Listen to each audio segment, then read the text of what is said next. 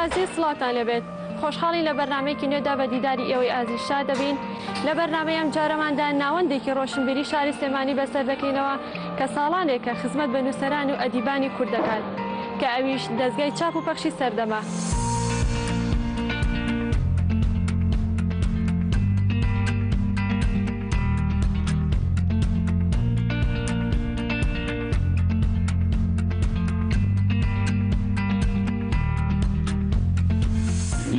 یەکێک لە سەروەریەکانی ژیانم ئەوەیە کە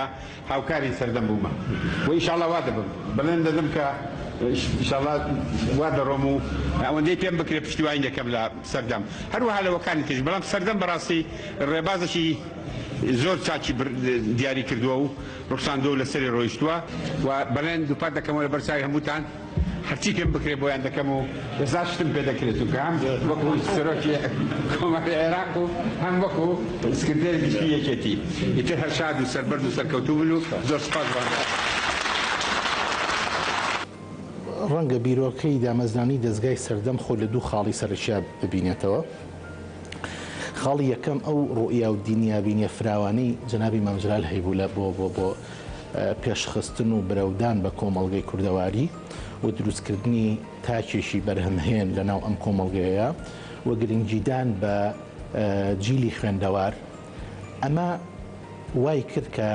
بیرۆکەی دامەزراندن و هەراشکردنی دەستگایەکی معریفی کە بەرهەم و ئەدەبیات و کللتور و دنیابینی و ئایدۆلۆژیای میلەتان بگوازێتەوە بۆ ناو کۆمەڵگەی کوردی لە ڕێی وەرگێڕانەوە. ئەمە ئەوەی گەڵاڵە کرد کە دەستگایەکی وەکو دەستگای سەردەم بە ئافرێ و لەدایک ببێ. هۆکاری دووهام بریتیە لە هەوڵدان بۆ گۆڕینی ئەم مجتەمەعە.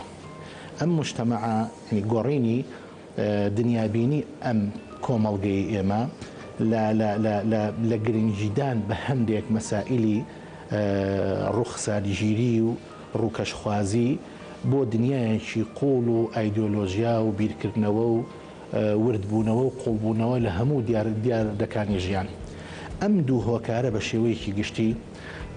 وایان کرد کە بیرۆکەکە گاڵەڵە بێ لای جەنابی مام جەلال و ئەو سەردەم تەکلیف لە کۆمەڵێک گەورە نووسەری ئەم میلەتە بکا کە بە ڕابەرایەتی جەنابی مامۆستای شاعیری گەورەی کورد شێرکۆبێکەس بێنە مەیدان و ئەم دەستگایە دروست بکەن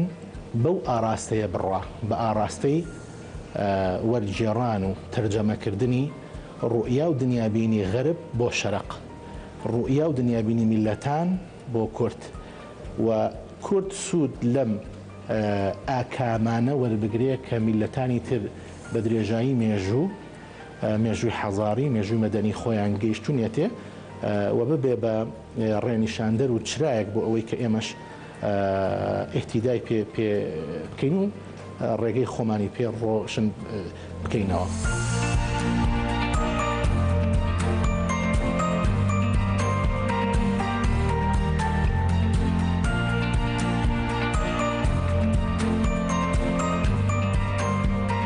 کاکازاد با سەرەتا لەوە دەست پێ بکەیت باسێکی مێژووی دامەزراندنی دەستگاکەمان بۆ بکەی بزانین لە ساڵی چەند دامەزراوە؟ دەستگای چاپ بەخشی سەردەم لە کۆتاییەکانی 1970 و ئەتوانم بڕێم ڕێک لە 25 دەی 1970 دامەزراوە. هەڵبەتە ئەم مێژووە ئەگەڕێتەوە بۆچی بۆ ئەوەی کە لە ساڵی بڕینەوە سەرەتاکانی 1970 شاعیری گەوری کۆچکرد و شێرکۆبێکەس لە هەندەرانەوە هاتەوە بە سەردانێک بۆ کوردستان کە هاتەوە لەگەڵ دەستەیەک لە ئەدیب و نووسەر و ڕۆشنبیرە قسەی کرد بۆ دامەزرانی دەستگایەکی ڕۆشنبیری، دەستگایەک کە بتوانێت هەم کتێب هەم گۆڤار چاپکا و هەم چالاکی ڕۆشنبیری هەبێ. ئەوە بوو لەگەڵ کۆمەڵێک هاوڕێیا قسەی کرد لەوانە خوالێ خۆشوان، محەممەدی موکری، هەروەها باوڕێن جگەل لەو مامۆستا ئەکرەم قەرداخی هەروەها طبعاً دیسانەوە مامۆستا ڕۆڵ بێگرت کە ئێستا هەر لە دەستگای سەردەمە و هەروەها کاک دڵشاد عەبدوڵڵای شاعیر و پێم وابێ ئەمانە بڵین مامۆستا حسێن عارف مامۆستا حسێن عارفی چیرۆک نووس و ڕۆمانووس و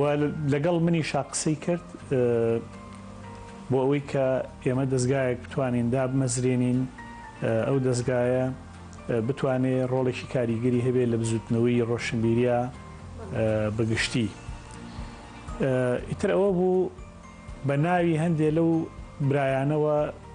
مۆڵەتنامەیەک وەرگیرا بۆ دامەزرانی دەستگاکە کە ئەوسا ئاڕاستی ئەنجومەنی وەزیران کرابوو. دەستگاکە لە بەڕەسمی لە 25 1990 دامەزرا کە دامەزرا کۆمەڵی ئەدیب و نووسەری تریش هاتن کاریان کرد لە سەرتاوە لە دەستگاکە. ئەم بیرۆکەیە وا هاتە گۆڕێکە کۆمەڵێک گۆڤار هەبێ زائیدان زنجیرەیەکی کتێب هەبێ. طبعاً ئەمە دوایی پێشتر خرا زنجیرەی با بڵێن کتێبی ژیرفان هاتە گۆڕێ و بەم دواییانەش زنجیرەی بنیادنەرانی کولتور هاتە گۆڕێ. گۆڤارەکان بە شێوەیەکی گشتی هەر گۆڤارە و کەسێک یەکێک لە ئەندامانی ئەنجومەن کە خاوەنی ئەزمون بوو ئەزمونی سەقافی بوو سەرپەرشتی ئەکرد و سەر نووسەری ئەکرد. سەرەتای کارکردن بە چی دەستی پێکردەوە دەستی پێکرد کە بیر لەو بکەینەوە یەکەم زنجیرەیەک کتێب هەبێت بۆ دەستگاکە هەر بە ناوی زنجیری کتێبی سەردەمەوە، پاشان زنجیری کتێبی ژیرفان هەبێ بە حەجمێکی بچووک، پاشان گۆڤارێکە بێ بە ناوی سەردەمەوە کە تایبەت بێ بۆ وەرگێڕان. گۆڤاری ئێستا هەبوو کە ئەو کات دەرەچوو کاک دڵشاد عەبدوڵڵا سەرنووسەری بوو هاتە ناو دەستگای سەردەمەوە بوو بە گۆڤاری ئایندە و گۆڤارێکی زانستی بە ناوی زانستی سەردەمەوە کە مامۆستا ئەکرەم قەراخی خوا لێی خۆش بێ ئەو سەرنووسەری بوو. لە سەرەتای دروستبوونی دەستگاکەوە تاکو ئێستا نزیکی 11 گۆڤارمان هەبووە. ئێستا هیچ کام لەو گۆڤارانە نەماون وەستاون بەهۆی باریدارایی ئەوە. لە ئێستا تەنها گۆڤارێکمان دوو گۆڤارمان هەیە کە یەکیان تایبەتە بە دنیای مناڵ ئەدەبی مناڵانە مناڵی سەردەمی ناوە و گۆڤارێکی کەمان هەیە کە تایبەتە بە فکر و ئەدەب و ڕەخنە بە ناوی سەردەمی نوێەوە دوو ژمارە لێ دەرچووە گۆڤارێکی وەرزانەیە. دیارە هەموو گۆڤارانی تر کە پێشتر هەبوون کۆمەڵە گۆڤاری هەمەڕەنگ بوون پێی خەسڵەتی دەستگاکە زیاتر گرنگی داوە بە فکر و بە ئەدەب. بۆ نمونە یەکێک لە گۆڤارانە کە ناوی گۆڤاری سەردەم بوو یەکێک بوو لە گۆڤارە جددیەکان کە هەمووی پەیوەست بوو بە وەرگێڕانەوە لە بواری فکر و ئەدەبە. گۆڤاری ئایندەمان هەبووە، گۆڤاری زانستی سەردەمان هەبووە، گۆڤارێکمان هەبوو بە زمانی عەرەبی کە پەیوەست بوو بە ئەدەبی عەرەبی و وەرگێڕانی بۆ زمانی ئەدەبی کوردی وەرگێڕانی بۆ زمانی عەرەبی.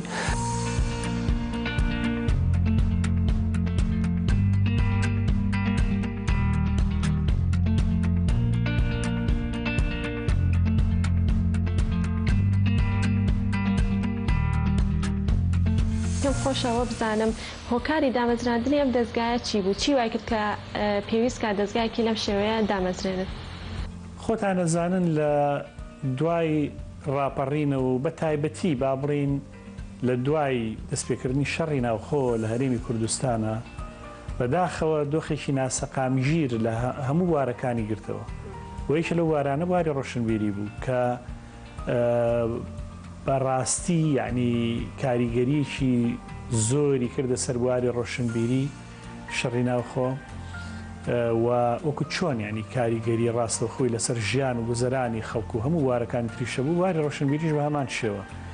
لەبەرەوە نەوەتەکان و تاوەکو کۆتایی هاتنی شەڕی ناوخۆ بەڕاستی ئەتوانین بڵین سەحرا بوو لە کای ڕۆشنبیریە و وردە وردە خەریب و مەسەلە ڕۆشنبیریەکان بەرەو پوکانەوە ئەچوون. ئەتوانم بڵێم ئەمە وەکو هەڵوێست وەرگرتنێکی جددی بوو وەکو هەستکردن بە بەرپرسیارەتیەک بەرامبەر بەو دۆخەنە هەموارە بەو دۆخە سەختە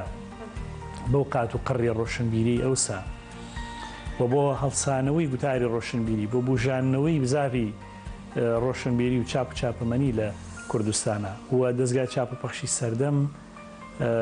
یەکەم دەستگای ڕۆشنبیری و چاپ و بڵاوکردنەوە بوو کە بە شێوەیەکی بەرنامەدار و پلان بۆ داڕێژرا و کاری ڕۆشنبیری دەست پێ بکات لەو کاتە. کار و بەرنامە و استراتیژی ئەم دەستگایە چی بووە؟ ئێمە تەمان وەکو ئەوی کە لە پەیڕە و پرۆگرامی دەستگاکەشە هاتووە هەر لە سەرەتاوە بەڕاستی استراتیژی ئەم دەستگایە بە پلەی یەکەم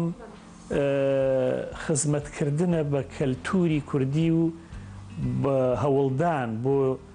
بۆ دروستکردنی شوناسی کەلتوری کوردی چ لە ڕێی نووسینەوە بێت چ لە ڕێی وەرجێڕانەوە بێت.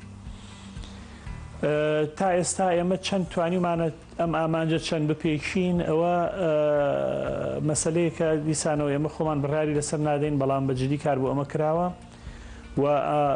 بێ لەمە بڵاوکردنەوەی ڕۆشنبیریشی جددی نابازاڕی و نابازرگانی ئەنی با بڵێن دەستگای سەردەم بەردەوام دەستی بردووە بۆ ئەو شاکار و ئەو کارە جددیانی کە خزمەت بە عقلی کوردی ئەکا خزمەت بە کەلتوری کوردی ئەکا خزمەت بە خوێنەری کوردەکە لەو ڕۆوە کە ئەمانە پێویستە لە کتێبخانەی کوردیە هەبن بۆ بنیادنانی گوتاری ڕۆشنبیری کوردی جاری وا هەیە هەندێک کتێب هەن زۆر گرنگن بۆ نمونە تەرجەمە بکرێن بۆ سەر زمانی کوردی ئەگەر چی ڕەنگە لە ڕۆژی خۆیانە خوێنەرێکی زۆریان نەبێ بەڵام ئەمانە بەردی بناغەن بۆ دروستکردنی کەلتورێکی دەوڵەمەند. ئێمە بەم استراتیژە کارمان کردووە بۆ وەکوتم بڵاوکردنەوەی هۆشیاریشی ڕەخنەیی و ڕۆشنبیری لە لای تاکی کورد. باشە ئەو کتێب و گۆڤار و بڵاوکرانی کە لەم دەستگایەوە بڵاوکرێتەوە هەمووی بە زمانی کوردی یاخود بە زمانی بیانی تیا بۆ یا زمانی تریشی تیا بوو؟ زۆربەی زۆری چاپکراوەکانمان بە زمانی کوردی بوون بەڵام وەکو ئاماژەشم پێدا ئێمە گۆڤارمان هەبووە تایبەت بووە بە ناساندنی ئەدەب و کەلتوری کوردی بە خوێنەری عەرەبەوە وەکو گۆڤاری سەردەمی عەرەبی. ئەمە یەکێک بۆ لەو گۆڤارانەی کە ئێمە هەوڵمانداوە لە ڕێی ئەم گۆڤارەوە خوێنەری عەرەب ئاشنا بکەین بە مێژووی کورد بە ئەدەبی کوردی بە گشتی بە کەلتوری کوردی بە ئەدیب و نووسەر و شاعیرەکانی کورد. ئەمە یەکێک بۆ لەوانە بەڵام ئێمە پرۆژێکی ترمان هەبووە کە بەداخەوێسە بەهۆی ئەم قەیرانە داراوی چەند ساڵێکە ڕووی تێکردوین وەستانەوەمان ناویش پرۆژی کتێبی عەرەبی زنجیری کتێبی عەرەبی. دیسانەوە زنجیری کتێبی عەرەبیش زنجیری کتێب بووە کە نزیکەی ئێمە 60 کتێبێکمان چاپ کردووە بە زمانی عەرەبی بۆ تەرجەمەکردنی ئەدەب و مێژوو کەلتور و دیراساتی کوردی بۆ سەر زمانی عەرەبی. لە پاڵ ئەمانەشە چەند کتێبێکی ئینگلیزیشمان چاپ کردووە بەڵام کەمن ژمارەیان تیایە نایە کە شعری شاعری گەورە کاک شێرکۆبێ کەسە کە تەرجەمان کردووە بۆ ئینگلیزی و چاپ و بڵاو بۆتەوە تایەتی سەبارەت بە مێژووی کووردە ینی ئەوە و هەروەها چەند کتێبێکیش بۆ فارسیش ینی بە زمانی فارسیش.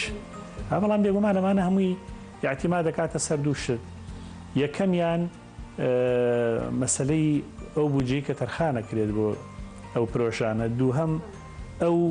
کەسە شایستە و پسپۆڕ و لێوەشا و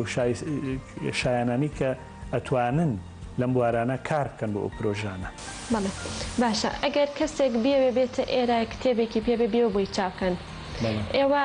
کتێبەکان لە هەر کەسێک بێ دووەریەگرن تا بۆیان چاپکەن یاخود پێوەرێکی خۆتان هەیە تا هەڵسەنگانێ بۆ کتێبەکە بکات دواتر چاپی بکەن؟ ئێمە وەکو دەستگای چاپ پەخشی سەردەم چۆنەڵی خۆی پلانێکمان هەیە هەم پلانی ساڵانە هەم پلانی درێژخایەن. پلانی درێژخایەنەکەمانەوەی کە ئێمە لەسەر چەند بوارێ زیاتر کارەکەین وەک بوارەکان وەکو مێژووی کورد وەکو دیراساتی فەلسەفی وەکو ڕۆمان وەکو ڕەخنە بە گشتی ئیتر فکری ڕەخنەی بێ یان ڕەخنەی ئەدەبی بێ هەروەها لێکۆڵینەوە باشەکان لەسەر زانست بەڵام زانستە زۆر زانستە با بڵێن ئینسانەکان زیاتر و لە پاڕیشە ئەو زانستانەی کە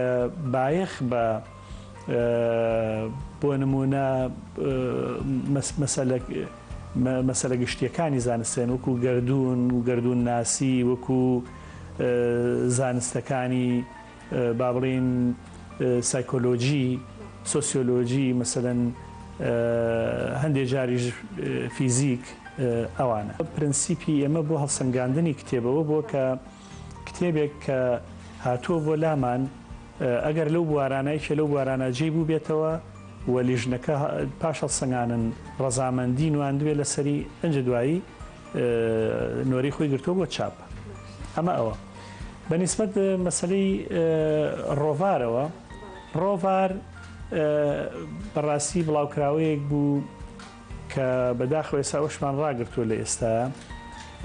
ڕۆڤار بڵاوکراوەیەک بوو تایبەت بوو هەم بە کەسێتی دیارەکانی کورد و هەم بەو کەسێتیانی کە خزمەتیان بە ئەدەب و کەلتور و مێژووی کورد کردووە بەڵێ مەسەن بۆ نمونە ئێمە ڕۆڤارمانەیە تایبەت بوو بە ئیسماعیل بێشکچی کە شخصیەتێکە خۆی کورد نییە بەڵام خزمەتی بە تێزی کورد و مێژووی کورد و دیراساتی کوردی کردووە لەبەرەوە ژماری تایبەتمان لەسەری دەرکردووە گۆڤاری وامان هەیە بۆ منە 100 ژماری لێ دەرچووە ماڵانە گۆڤاری وامان هەیە هەموو گۆڤارانەی ترکە پەیوەندی بە فکر و ئەدەبەوە بووە وەرزانە بووە ساڵی 4 ژماری لێ دەرچووە بارحاڵێک زیاد لە ملیۆنێک دانە لەو گۆڤارانە تاکو ئێستا دەرچوو و چۆتە ناو کتێبخانەی کوردیەوە و بەدەر لە گۆڤارەکان خۆتزانیمە کتێبمان هەیە کۆمەڵە زنجیری تایبەتی کتێبمان هەیە کتێبەکانیش سەر و 1500 ناونیشانە کە تاکو ئێستا دەرچوون و بەم دواییانەش بەڕاستی بەهۆی قەیرانی داراییەوە کە سەر تاپای سێکتەرەکانی ژیانی گرتەوە دەستگای سەردەمیش بەدەر نەبوو لەو حاڵەتە وەزارێکی زۆرمان لێکە و ئەو بودجەی کە هەمان بوو بە تەواوەتی بڕا ئەمە بوو بەهۆی ئەوەی کە بمانەوێت ئەگەر بمانەوێت لەسەر پێی خۆمان بوەستین بەو هەلو مەرجە خراپە هەموو گۆڤارەکانمان بە شێوەیەکی کاتی ڕاگەر هەتا چاکبوونی ئەو ئەزمەیە و گۆڤارێکمان دەرکرد لە جیاتی ئەوە ناوماننا سەردەمی نوێ سەردەمی نوێ هەموو ئێمە بەشدار بووینتایە بە کاکیوە قادر سەر نووسەری بوو ئێمەش بووین بە ئەندامانی دەستەی ڕاوێژکاری بەڵێن دەستەی نووسەرانی ئەو گۆڤارە و دوو ژمارەی لێ دەرچوو و ئێستا بەهۆی ئەو قەیرانەوە ئەوەی کە سەردەم ناوێتی زنجیرەی کتێبە و زنجیری کتێبی گیرفانیشمان ماوە زۆرنی گۆڤارەکانمان ئێستا هەمی وەستاوە بۆ باسکردی تەنها و دوو گۆڤارەمان هەیە ئەوەش پەیوەندی بەوە یاگەرباری دارایی هەر بەم جۆرە بڕوا بەداخەوە ڕەنگە ئەو دوو گۆڤارەش بۆستێنی ئەڵێم زۆر بەداخەوە ئێمە ئێستا چالاکیەکانمان زیاتر چڕ کردوێتەوە لە کتێبە هەڵبەتە دوو گۆڤارمان دەست پێ کردوێت ینی بڵێن گۆڤاریشان گۆڤاریش تازی و گۆڤاری مناری سەردەم هەبووە ئەوە بەردەوام بۆ تا ئێستا و گۆڤاریش تازەمان دەرکردەوە بە ناوی سەردەمی نوێ دوو ژمارەمان لێ دەرکردووە ڕاستیەکەی بۆیە توانی وشمانە و دوو گۆڤارە بکەین یەکیشان بە سپۆنسەری ئاسیا سێڵ بووە یەکیشان بە سپۆنسەری کۆمپانیا قەیوان ئەو دوو گۆڤارە بەڵام بەڕاستی کە لێشینەوە هێشتا ئەمانش هەر ینی دەرکردنی ئەم گۆڤارانش لە ڕووی مادی و هەر ئەرکیشی گرانەکەوێتەوە لە سەرمان بە سەرباری ئەو سپۆنسەریە ژیانی زنجیری کتێبمان بەردەوامە بەڵام دیسانەوە لە ساڵێکا 30 بۆ 40 کتێب چاپەکەین بەس بە تیراژی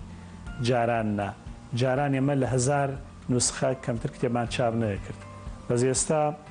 تیراژمان لە حدودی 500 نوسخەیە ئەو 500 نوسخەیە ژاری وایە بە دوو وەجبەی بکەین زانین وەجبەی یەکەم کەی ئەڕوات و نامێنێ لە کتێبخانەکان ئەنجا دەست بە وەجبەی دووەم بکەین بەداخەوە ینی جۆرێک لە پاشەکشێ هەیە لای خوێنەر ئایا ئەمە پەیوەندی بە باری دارایی خوێنەرانەوە هەیە ئایا ئەمە پەیوەندی بەوە هەیە کە لە ناو جیلی تازە زیاتر ینی بڵین خوێندنەوەی ئەلکترۆنی پەنابەنە بەر ینی بڵین ئامێرەهینی دیجیتال بۆ خوێندنەوە. ئایا ئەمە پەیوەندی بە بڵێم ئەو ڕۆشنبیرێ باوە هەیە کە ئێستا لە لای نەوەی تازە هەیە و بەداخەوە بەشێکی زۆری تۆڕە کۆمەڵایەتیەکان دیجیتالەکان تەسیری هەبووە لەسەری ئەوەندەی وەخت تەرخانەکرێت بۆ فەیسبوک و ئینستاگرام و یان کۆمەڵی لەو تۆڕە کۆمەڵایەتیانە و یان ئەوە ینی احتیماماتی سانەوی تر یا ئەم جیلە زیاتر خەریکە احتیماماتی بەرەوشتی تەکنۆلۆژی ئەڕوا نەک علومی ئینسانی. ئەمانە هەمووی هەڵبەتە هۆکارن بە حەقەت، ئەمانە هەمووی هۆکارن و ئەمە تەسیرێکی بەرچاوی کردوتە سەر تیراژی کتێب، چاپکردنی کتێب و بگرە هەندێک شوێن هەیە هەروەستاون لە چاپکردنی کتێبیش. بۆیە ئێستا ئێمە لە ئێستادا وەکو بۆم باسکردن زنجیری کتێبمان ماوە و ئەو دوو گۆڤارشمان ماوە، هیوادارم بتوانین بەردەوام بین لەم بارودۆخ سەختەی ئێرا و بە ئومێدی ئەوەی کە لەگەڵ ئەم پێکاتە تازەیی ئەم کابینە تازەی حکوومەتی هەرێمە بزانین ئاوەڕێک لەو دام و دەستگانەش بنەوە کە دام و دەستگای جددین نەک بازاڕی لە خزمەتکردنی ڕۆشنبیری و کتێبخانەی کوردیە. بە ئومێدیەوەین ئەژێنا بەڕاستی بەگشتی بارودۆخی دارایی هەم دەستگاکەی ئەمە و هەم زۆر دەستگاکانی تریش بخرا. ئێمەش بەهیوای کاگازار پێم خۆشە لە ئێستا بزانم بودجەی ئەم دەستگایە لەکوێوە سەرچاوی گرتووە. بەڵێ لە ئێستادا دەستگای چاپەپەخشی سەردەم جگە لەو ئەو سپۆنسەری و دوو گۆڤاری کە ئاماژەم پێدان منداڵی سەردەم و لەگەڵ سەردەمی نوێە هیچ لایەنێک هاوکاری ناکات. وە 5 ساڵی شەبێ ئێمە منحەیەکمان هەبوو لەلایەن وەزارەتی داراییەوە ئەدرا بە دەستگای چاپەخش سەردەم زۆر بەداخەوە کە 5 ساڵە ئەو منحەیەش بڕاوە یەک فلس ینی منحە نەهاتوو بە دەستگای چاپەخش سەردەم. هەموو پشتبەستنی ئێمە بە چی بووە؟ تامان ئەمە پشتبەستنەکەی ئێمە بووە کە ئەم دوو بینایە لەبەرەوەی مڵکی دەستگاکەن چەند دوکانێکمان هەیە لەگەڵ سینەمایەک و یەک دوو هۆڵە ئەمانەمان داون بەکرێ، بەڵام بەڕاستی ئەمەش داهاتەکە ئەوە نییە بتوانی زۆر بەباشی درێژە بە چاپەمەنی وە چالاکیەکان بی. و ئێمە ئەوە وای لێ کردین زۆر ناچاری کردین کە پەنابەرینە بەر دووشت. یەکەمیان سیانیش نەکەین، یەکەمیان کەمکردنەوەی ژمارەی کارمەندان بەداخەوە کە ئەو خۆی قورسە و ناخۆشە بۆ ئێمە وەکو لایەنێکی وەکو ڕەهندێکی ئینسانی بەس ناچار بووین پەنابەر ببینە بەرەوە. ئەمە ئەوە لایەنێکی تر تەقەشف ینی دەست پێوەگرتن بە هەموو شتەکانەوە لە تەنانەت ینی ڕەنگە ئێستا نازانم بڵێم ڕووی ئەوەی نەبێت کە بڵێم ماگانەی ئەندام ئەنجومەنێک کە دەستەی باڵای دەستگاکەیە چەنە. ینی لە ئێستا ینی زۆرترین ماگانەی ئەندام ئەنجومەنێ 500,000 با بیڵم ینی بۆی کە هەموو بینەران و خوێنەرانیش بزانن لەم دەستگای چاپەخش سەردەما کە ئەدیبی ناودار و نووسەری گەوری تایانی لێ. ئەنجا بزانە کە ئێمە کارمەندوان هەیە مانگی 200,000 وەرەگرێ. ینی بەڕاستی ئەمە کارەساتە، ینی دەستگایەکی سەقافی 20 ساڵە هەیە بە 1500 کتێب زیاتری خستۆتە کتێبخانەی کوردیەوە. ئەو هەموو گۆڤاری دەرکردووە. دەستگایەکە دەنگانەوە ڕنگانەوەی خۆی هەیە لە ناو دەروی کوردستانە. دەستگایەکە هیچ شخصێک نییە، نەهی منە نەهی فلانە نەهی فیسارە، هی ئەو شارە و ئەو کۆمەلگایە و ئەم میلەتەیە. ئێمە ئەڕێین سپێنە مەجموعەیش کێنینە ینی ئاوا نەکەری ئەمە تەمەن هەڵبەت دەستگای تریشەن ینی بەڵام من دۆخی خۆمانە بۆ باسەکەم. ئێستا دۆخی دارایی ئێمە بەم شێوەیە و بەڕاستی نایشارمەوە ئەگەر بەم شێوەیە بڕوات ینی لەوانەیە لە ئایندەیەکی نزیکە ئێمە نەتوانین زۆر مقاومە بکەین. 5 ساڵە مقاومەمان کردو بەڵام ڕەنگە نەتوانین لەوەش زیاتری بکەین. ئەوانی کە لێرەشن بەشێکیان بەو ماگانەکەمەوە کە بەردەوام بوون لە کارا و لە چالاشیا و مەسەن بۆ نمونەیەمە و برادرانە بەشێکی زۆریان کتێب کە چ نووسین بێت تەرجەمە بە خۆشمەوە کە ئێمە لێرە لە دەستگای سەردەم چاپیەکەین کە هەندێک کەس وا ئەزانن ئەمە ئەڵێن کتێب بۆ خۆیان چاپەکەنیا هەندێک لەم قسانە ئەکرێن ئێمە ئەوانە کە چاپەکەین خۆ یەک فلس نەک بە خۆ بەخشێکین بۆ ئەم دەستگایە. وەزارەتی ڕۆشنبیری تا چەند هاوکارتانن؟ وەزارەتی ڕۆشنبیری خۆشی بە درێژایی 4 ساڵی ڕابردوو ئەگەر ئاگادار بن لە کابینی پێشووە چ بەڕێوەبەرێتیە گشتیەکان و چ دام و دەستگاکانی بە شێوەیەکی گشتی و چ ئەو بەڕێوەبەریتیانی چاپ و بڵاوکردنەوە لە چالاکی وەستا بوون بەهۆی قەیرانی داراییەوە. ئەگەر ئێمە لەم 4-5 ساڵە توانی بێتمان مانگی 30 کتێب چاپ بکەین ئەوانی ئەوەشیان نەیانتوانی ئەوەش چاپ بکەن بەڕاستی بەحقەت. بەڵام وەکوتم هیوادارین ئێستا لەگەڵ تەشکیلی تازی حکوومەتی هەرێمە بە جددی ئیتر سەرۆکی حکوومەت و ئیتر بەڕێزان وەزیری دارایی و وەزیری ڕۆشنبیری و یعنی بیرێکی جددی لە مؤسساتانە بکەنەوە. ئەگەر ڕۆشنبیری پێویستە و ئاوردانەوە لە کار و چالاکی ڕۆشنبیری پێویستە و شارکردنەوەی تاکی کورد و خوێنەری کورد پێویستە ئەوە بەڕاستی ئەوێ ئاوڕێکی جددی بدەنەوە لەم دەستگایانە و پشتیوانیکی باشیان بکەن. لە هەموو دنیای وایە مؤسساتی ڕۆشنبیری گەورە دەوڵەت و حکوومەت لە پشتێتی خۆ ئەگەریش بەلایەنەوە مەز نییە کەواتە بە هەردا بخرێن و نەمێنن باشتر ینی بەم شێوە ڕاست. بەڕۆیی گشتی دەستگاکە لە قەیرانێکی زۆر گەورەیە و ئەو قەیرانەش لە دەستی دەستگاکە خۆیان نییە. واتە دەستگاکە هەموو شتێکی کردووە و بە کارمەند و بەڕێوەبەرەوە بۆ ئەوی بمێنێتەوە لە ڕووی نزمکردنەوەی موچەوە لە هەموو ڕێکی ترەوە و بەردەوامی ئیشمان بۆ وەرگێڕان بۆ کارەکانی تر. بۆ نمونە هەرێکێک لە ئێمەکان دامانێن جومەرین لە ساڵێکە کتێبێک تا 2 کتێب تەرجماکەین بەبێ بەرابەر بۆ ئەوەی ئەو کتێبانە چاپ بن و بڵاو بنەوە. بەڵام ئەمە تاکو کوێ ئەمە و پرسیارەیە تاکو کوێ ئەم دەستگای ئەوە بڕۆ بڕێەوە. ڕاستیە جگەلەوەی کە لە ڕووە سیاسیەکەەوە باری اقتصادی خراپە، بەڵام لە ڕووە کولتوریەکەشەوە ئێمە کۆمەڵگەیەکمان هەیە یاخود دەسەڵاتێکمان هەیە گرنگیشی ئەو تۆ بەلایانی کولتوری نادە و کولتور لە ئاستەجدێکە بە خەتەرێک لەسەر خۆی ئەزانێ و ڕەنگە هیوادارم وانە بێ ڕەنگە خەیاڵی یارمەتی نەدانی ئەم دەستگایە و هێشتنەوەی بەم جۆرە و ڕەنگە نیەتێکی ئاوای لە پشت بێ کە تەمە ناکەم وانە بێ. سەزاریبەیەکی زۆری دەخل لەسەر ئەم بینایی ئەم دەستگایەیە نەمانتوانیوە بین لەبەریدا هاتمان نییە. یان حتا کارەبا ینی پارەی کارەبا وەکو شوێنە تیجاریەکان بۆ ئەم دەستگای حسابەکرێ یخۆ بەمە دەستگایەک نییە تیجارەتی نەوت و ئاڵتون و ئەوانە بکە. داواشمان کرد لە وەزارەتی تایبەت بەڵام ڕازی نەبوون بەوەی کە ئەوە وەکو شوێنی ئاسایی حسابمان بۆ بکەن و پاری کارەبا بکەنەوە. لەبەرەوە ئێستا ئەوە گوشارێکی زۆری خستوینەتە سەر بەڕاستی و ئەمانە هەمووی بە دەوری خۆیان تەسیرەکەنە سەر کار و چالاکیەکان. بەرحاڵ بەردەوامی دەستگاکە پەیوەندی بەلایەنی ئیداریەوە هەیە بەلایەنی ئابوووریەوە هەیە. ئەگەر لایەن ئابوووریەکە باش نەبێت ئەم دەستگایە ناتوانێت بەو چالاکی و هێز و توانایی کە پێشتر هەیە بۆ بەردەوام بێ. تەمەناکەم هەر چۆنێک بێت ئەوانەی کە گوێیان لە دەنگمانە و پەرۆشی پرسیاری کولتورین بە تەنگ دەستگاکەوە بێن بۆیە بەردەوام بێ. دەستگای سەردەم وەکو مێژۆکەشی سێریکەی یەکێکە لە دەستگارە معتەبەرەکانی شاری سلێمانی و بە شێوەیەکی گشتیش لە کوردستانە ومانەوەی ئەم دەستگایە خزمەتە بە شاری سلێمانی و بە کولتوری کوردی بە شێوەیەکی گشتی. سەردەم ئەگەر بێت و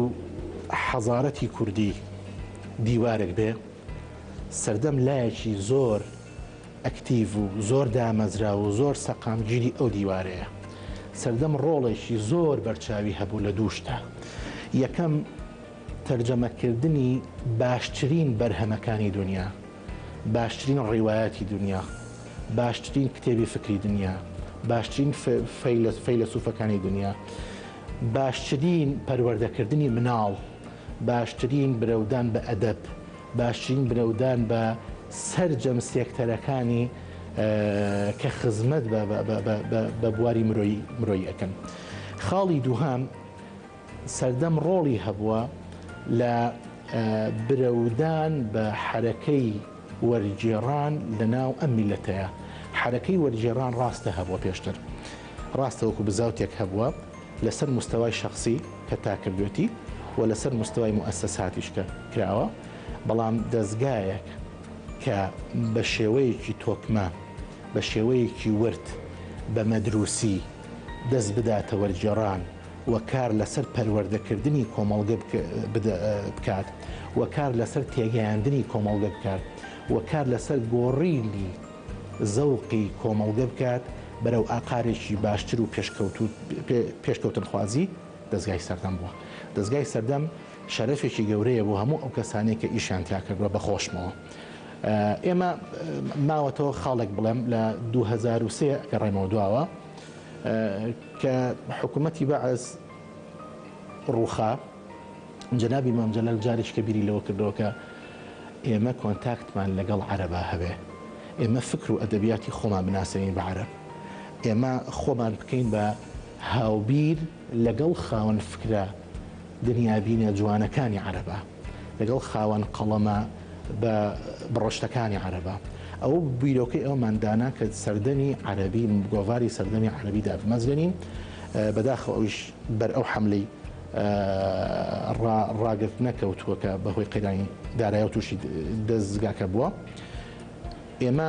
ئەو گۆڤارەماندانە و بەندە سەرنووسەری ئەو گۆڤارە بووم هەتا ئەم کاتێک کە ئێمە قسە ئەکەین و باسی ئەم دەستگایەکەین، یەکێکە لەو گۆڤارانەی کە جسرێ و پردێکی پەیوەندی سەقافی تۆکمەی لەگەڵ عەرەبەکانە دروست کردووە، چ لەسەر مستەوای عێراق و یەکێتی نووسەرانی عێراق، چ لەسەر مستەوای عەرەب و یەکێتی نووسەرانی عەرەب. لە هەموو دنیاوە، لە هەموو وڵاتە عەرەبیەکانەوە، لە هەموو وڵاتانی دەرەوە نووسین هاتووە بۆ ئێمە، فیدباکی باشمان بۆ هاتووە و خەڵکێکی زۆر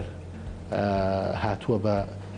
بەهانامانەوە و توانیمانە هەندێک لەو بیرۆکانی کە موسەقفینی عەرەب، ڕۆشنبیران و خاوەن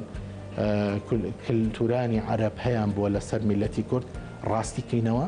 و کۆمەڵێک بەرهەمی خۆمان بناسێنین بە میلەتانی عەرەب. ئێمە دیوانی کوردیمان هەیە، دیوانی مامۆستا شێرکۆبێکەسمان هەیە کە کردومانە بە عەرەبی و بڵاو بۆتەوە لە ناو میلەتانی عەرەبا. دوایی ڕەخنەگرە عەرەبەکان زۆر معجەب بوون پێی، سەراسیمە بوون پێی، لەسەریان نووسیوە، مەدەحیان کردووە، پەسمیان کردووە. ئەمە معنای وایە ئەمە باشترین فیدباکە بۆ ئەوەی کە ئێمە توانی بێتمان هەندێک لە بەرهەم و لە مێژوو، لە کللتور و لە ئەدەبیاتی خۆمان بناسرین بە میلەتانی عەرەب. بۆیە جارێککە ئەمە ئەدەمەوە لە یەک دەستگای سەردەم، دەستگایەکە بەڕاستی خزمەتێکی زۆر زۆری کردووە و توانیوێتی ڕوویەکی پرشنگداری کوردستان بێ و جوانتریش ڕۆیەکی پرشنگداری شاری سلێمانی بێ کە پایتەختی ڕۆشنبیریە بۆ میلەتەکەمان و من هیوادارم کە ئاوڕێکی جدیتر بدرێتەوە لە دەستگایە بۆ ئەوەی کە بتوانێت خزمەتیشی باشتر.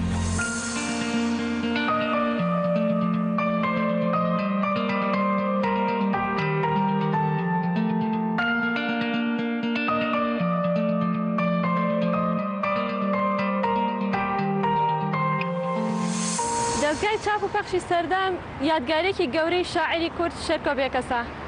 درەختێکیش بە دەستەکانی ئەو ئاودرابێت بۆ هەتا هەتایە بەردارە. تا بەرنامەیەکی تر پێتان ئەگەینەوە، خواتان لەگەڵ.